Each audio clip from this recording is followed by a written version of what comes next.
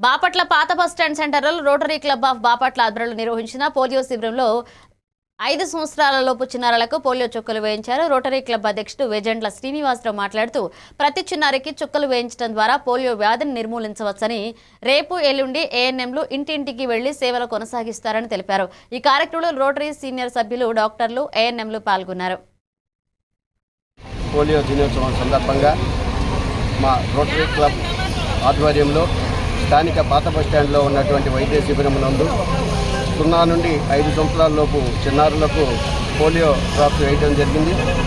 ఈ కార్యక్రమం ఈరోజే కాదు, ఈరోజు ఉదయం నుంచి సాయంత్రం 6 గంటల వరకు ఉంటుంది. అదేవిధంగా రేపు ఎల్లుండి కూడా వారి ఇళ్ళకి వెళ్ళి ఈ కార్యక్రమాన్ని నిర్వహిస్తారు. ప్రతి ఒక్కరు కూడా ఈ పోలియో డ్రాప్ చేయించుకుని మన పోలియో రహిత సమాజంగా మనం అంతా కూడా ముందుకు వెళ్ళాలని, ఎవరు కూడా పోలియో బారిన పడకూడదని మా రోటరీ సంస్థ ద్వారా బాపట్ల తరపు నుంచి కోరుకుంటూ సెలవు.